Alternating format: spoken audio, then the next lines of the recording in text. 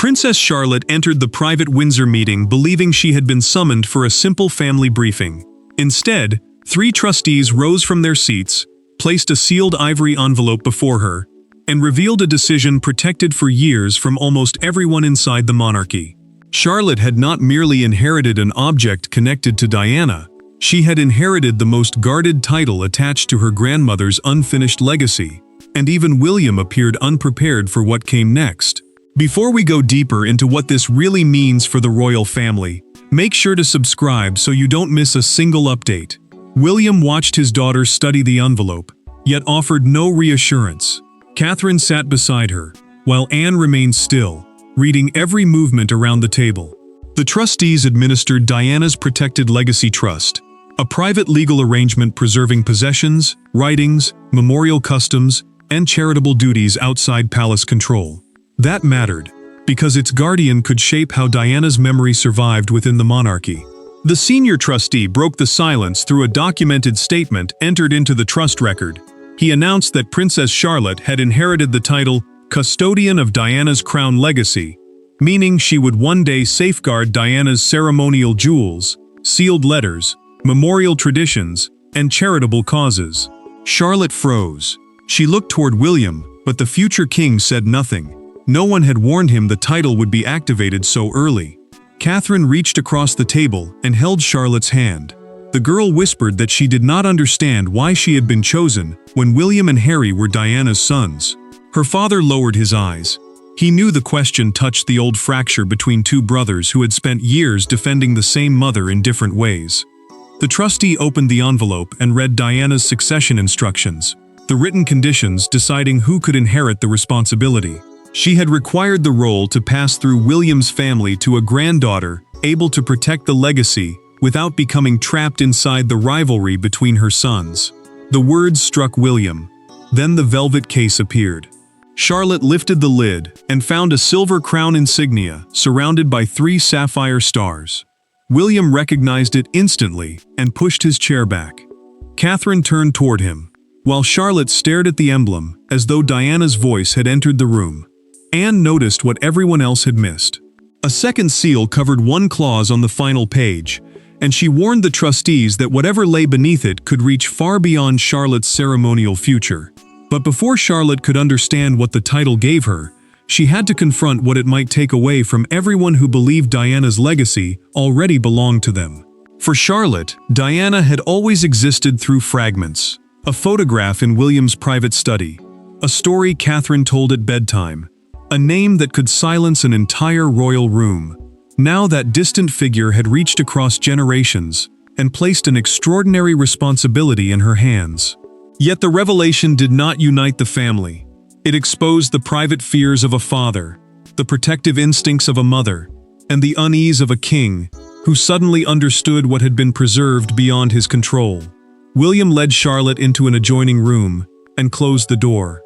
For years, he had given his daughter pieces of Diana, never all at once. He spoke of her compassion, the loneliness she hid behind duty, her humor, and the fierce way she remained emotionally present for both sons. Charlotte had never met her grandmother, yet those stories made her grieve someone she knew only through memory. The new title changed that private bond into a public burden. As custodian of Diana's crown legacy, Charlotte would eventually guard the memorial objects, selected correspondence, humanitarian commitments, and sapphire crown emblem connected to Diana's protected trust. William explained that the role was not ownership, it was responsibility. Whoever carried it would decide how the legacy was preserved, when its symbols could be used, and which causes remained tied to Diana's name. Charlotte listened, then asked the question William feared. Would accepting the role hurt Harry? The prince paused so long that the silence became its own answer. He admitted that Diana's memory inspired love, but inside the royal family, it could also become a weapon. Every letter, jewel, and ceremony carried the weight of 2 brothers who had never learned to mourn alike. Catherine received a documented briefing from the trustees. Their written account revealed they had waited deliberately, watching Charlotte during charitable visits where she comforted bereaved children, refused special treatment, and showed independence without seeking praise. She had not been chosen because she resembled Diana. She had been chosen because she understood service without possession. Charles read the announcement alone in his study. He reached the line naming Charlotte as successor, removed his glasses, and placed the paper down without speaking. The king understood what had survived beyond palace authority, and his silence carried regret as much as unease. Anne drew William aside. She warned him that Charles was not the danger. Someone else had expected the title to fall under their influence, and had requested access to the sealed trust papers. The title had fallen upon a young princess, but the first battle over it had begun years earlier, during one private ceremony that transformed Diana's legacy into a royal fault line. The trustees' decision did not begin with Charlotte's arrival at Windsor. Its true origin lay in a small memorial ceremony 5 years earlier, when a gesture meant to honor Diana ended with William leaving the room and a trustee recording a private objection that would later reshape the succession. No cameras captured the exchange. No announcement acknowledged the disagreement. But from that evening onward, the guardians of Diana's legacy began preparing for a transfer that would bypass the adults fighting over her memory. Diana's legacy trust had remained almost silent for years, preserving selected jewels, private correspondence, memorial rights, and humanitarian instructions, until a suitable successor could be confirmed. The trust was a protected legal structure, meaning its contents could not simply be claimed by the palace or redirected by royal preference. Even so, several senior figures assumed it would eventually be absorbed into the wider royal household, placing its public use under the monarch's office. Camilla changed everything at a private Kensington Palace memorial ceremony. Before the final prayer, she asked for Diana's sapphire crown emblem to be displayed beside her own royal insignia as a symbol of family reconciliation. The request sounded measured. To William, it felt like an attempt to fold his mother's identity into a story designed to soften wounds that had never fully healed. William objected immediately. He said Diana's memory could not be used to create harmony for the people who had survived her pain. Then the prince lifted the emblem himself, removed it from the ceremonial table, and walked out before the service ended. Charles called after him, but his son did not turn back. Camilla remained seated after the guests had gone. Humiliation hardened into anger. She told Charles that William had denied her a place in the family's history and made reconciliation impossible in front of those whose acceptance mattered most. The king tried to calm her, yet even he understood the gesture had crossed a boundary his son would never ignore. One trustee had witnessed every word. That evening, he entered a documented objection into the private record and activated Diana's protection clause, a safeguard preventing the title from being controlled by a reigning consort, a palace communications office, or anyone linked to the breakdown of her marriage. From that moment, the adults were no longer being considered. The trustees turned toward the next generation. Inside Diana's sealed instructions, they found one handwritten sentence, naming not a person, but the single quality her successor must possess: compassion without possession. That hidden instruction would lead directly to Charlotte, but when the family finally learned why she had been chosen, one royal confrontation became impossible to avoid. The confrontation came before sunset. Camilla entered William's private sitting room, carrying the trustee's announcement, and demanded to know whether he had helped engineer her exclusion. There were no aides, no secretaries, and no carefully prepared palace language to soften the accusation. Only two people standing on opposite sides of Diana's memory, and a young princess in the next room, beginning to realize that her inheritance had reopened one of the monarchy's deepest wounds. Camilla placed the papers on the table with controlled force. To her, the new designation created an independent royal legacy beyond the authority normally exercised by the monarch and queen consort. That mattered because the title could shape ceremonies, archives, and public memory without requiring her approval. She believed Charlotte's inheritance had quietly established a second center of influence inside the family. William did not move. He told her the role was not an attack on the current reign, but a protected duty created by Diana before Charlotte was born. The prince insisted that his daughter had been selected to preserve a legacy, not to challenge a crown. Camilla leaned forward and asked whether he intended to let Charlotte become the permanent symbol of her exclusion. William's expression hardened. He answered that Charlotte had been chosen to protect Diana, not to punish anyone, and that the distinction mattered because the family had spent years confusing remembrance with revenge. The queen consort accused him of allowing old grief to govern the future. She said every attempt at reconciliation had been treated as theft. William's voice rose. He replied that the past could not be healed by erasing the person who had suffered within it, and that peace built on silence was only another form of control. Then Camilla revealed what she had concealed. Through a documented petition sent months earlier, she had asked the trustees for shared ceremonial oversight, believing Charles had quietly supported her request. William stared at her, realizing the dispute had begun long before Charlotte entered Windsor. The prince crossed to a locked drawer and removed Diana's handwritten instruction. He placed it before Camilla and read the sentence aloud. The guardian must never need the crown in order to know her worth. She studied the words, set the page down, and lost her composure for the first time. Catherine entered after hearing the raised voices. She looked from William to Camilla, then delivered the news that changed the balance again. Charlotte wanted to face the trustees herself before accepting its burden. Charlotte had been treated as the subject of the decision, but she was about to demand a voice in it and discover who truly controlled the title she had inherited. The monarchy could command ceremonies, issue statements, and control the order of royal appearances. But it could not simply overturn Diana's final trust. That power rested with 3 trustees whose signatures carried more authority over the guarded title than any private request from the palace. When Charlotte entered their chamber without William beside her, the officials expected uncertainty. Instead, the young princess asked the one question that exposed the true purpose of the inheritance. Charlotte sat opposite the senior trustee and refused to look away. Diana's legacy title had been placed inside a protected private instrument, a legal arrangement kept outside direct crown ownership. That distinction gave the trustees independent control, which meant neither Charles nor the palace could rewrite its terms through rank, pressure, or private instruction. The title carried even tighter limits.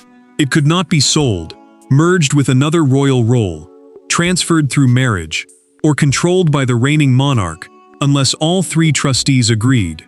Charlotte understood what that meant. The crown could surround the inheritance, but it could not possess it. Then she asked why they had chosen her. Was it because she resembled Diana, or because the adults had failed to agree among themselves? The senior trustee paused before answering. He admitted through the recorded meeting statement that selecting a child carried moral risk. The role was not a prize. It could place Charlotte between William, Harry, Charles, and Camilla, forcing her to carry tensions created long before her birth. The trustees then opened the selection record. Charlotte had anonymously donated the proceeds from a childhood exhibition, written privately to children who had lost parents, and refused to let her royal title appear above theirs at a memorial gathering.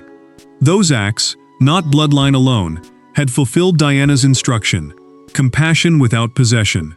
Charlotte lowered her eyes, but she did not surrender. She pushed the acceptance document back across the table without signing it.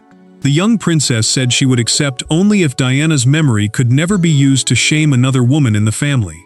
Silence followed. It was the first condition anyone had dared place upon the trust. The trustees agreed to amend the ceremonial protocol, the formal rules governing how the title would be publicly recognized. Yet the senior administrator warned that the sealed clause still required Charlotte to perform one immediate act involving Diana's sapphire insignia. Charlotte understood that refusing power would not protect her. Only reshaping it could stop the inheritance from widening wounds it was meant to heal. The princess had placed compassion above triumph. Yet the first duty attached to her inheritance would force the palace to publicly recognize a new center of royal influence. By the next morning, the inheritance was no longer confined to a private document. Doors were being unlocked, schedules rewritten, and ceremonial objects removed from rooms where they had rested for years. Charlotte had not asked for authority, yet authority was already moving toward her. For William, the change felt like a promise to Diana finally being honored. For Charles, it carried a more painful meaning. Part of his former wife's legacy would now exist beyond his reach forever. William received the first order before breakfast. Palace officials were told to create a separate custodial office for Charlotte, a small administrative body that would protect the title until she reached adulthood. Catherine and Anne would serve as temporary advisors, but neither woman could control the trust. Their task was guidance, not ownership, and that distinction changed the balance inside the family. The transfer began quietly. Diana's protected collection was removed from general royal storage and placed inside a trust-controlled chamber, a secure archive accessible only to the trustees and Charlotte's approved guardians. The move mattered because every letter, jewel, and memorial instruction would now sit beyond routine palace authority. Charles watched an archivist lift the sapphire crown insignia from a cabinet near his private corridor. The king asked for one final moment alone with it before the case was closed. He did not touch the emblem. He only stared at the symbol of a woman whose memory had outlived every attempt to contain it. Camilla received the revised ceremonial seating plan later that morning. Charlotte would stand beside William and Catherine during the formal recognition, while the queen consort would remain outside the central grouping. She folded the paper once, dismissed her staff, and sat alone with the meaning of that decision. Harry then received a documented notice from the trustees. Charlotte's title did not erase his connection to Diana, but it restricted his independent use of several protected letters and symbols. During a tense telephone call, he asked William whether their mother's legacy now belonged exclusively to his brother's children. William answered without hesitation. It belonged to no one, he said, and that was exactly why the trust existed. Yet after the call ended, the future king admitted to Catherine that he feared losing Harry completely. Charlotte heard him. In that moment, she understood that her first duty could not be ceremonial. It had to reach the wound before the palace turned it into another division. No announcement could hide how deeply the transfer unsettled everyone around her. Before the crown could present Charlotte as Diana's successor, she chose to face the one person whose pain might turn the inheritance into another family separation. There were no trustees between them, no palace officials, and no prepared speech. Harry entered the private drawing room carrying years of anger, while Charlotte waited beside a small table holding Diana's sapphire emblem. She was young, but she understood the danger clearly. If the title made her uncle feel that his mother had been taken from him again, then the inheritance would begin with the very wound it was created to prevent. Charlotte had requested the meeting herself and insisted that William remain outside. No advisors would attend, no trustee would explain the rules, and no palace official would control the language. She wanted Harry to hear the truth from her before the public recognition turned a family wound into a national story. Harry arrived believing the trustees had sent Charlotte to secure his approval. She corrected him at once. She had invited him as Diana's son, not as a constitutional participant. That distinction mattered, because his place in the room came from love and grief, not from any formal power over the title. Charlotte spoke carefully. She said she could inherit letters, jewels, and duties, but she could not inherit memories she had never lived. Then she asked him to help her understand Diana as a mother, rather than merely as a royal symbol. The question stripped away his anger. Harry looked toward the sapphire insignia and struggled to answer. He admitted what he had feared for years. He believed William's branch of the family would eventually become the official keeper of every part of Diana, leaving him connected to his mother only through permission granted by others. Charlotte did not challenge the pain behind those words. She answered it. The young princess revealed the amended promise she had demanded from the trustees. Harry would retain permanent access to Diana's personal memorial archive, regardless of future disputes with the palace. The guarantee had been entered into the trust record, making it stronger than any private assurance William could offer. Charlotte lifted the sapphire emblem, but did not place it on herself. Instead, she asked Harry to fasten it to the ceremonial ribbon she would wear. The gesture gave Diana's younger son a place in the transfer, and made clear that Charlotte's inheritance would not be built upon his exclusion. Harry agreed. His anger did not vanish, but it loosened for trust to return.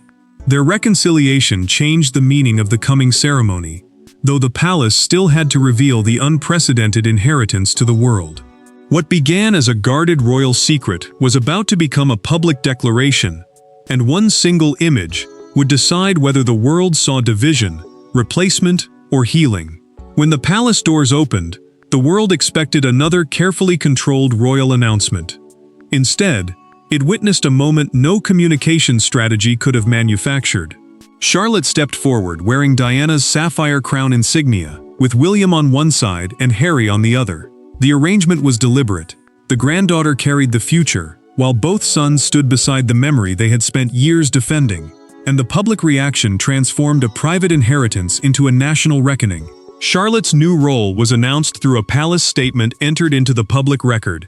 As custodian of Diana's crown legacy, she would assume full responsibility in adulthood, while Catherine and Anne guided her during the years before that transfer became complete.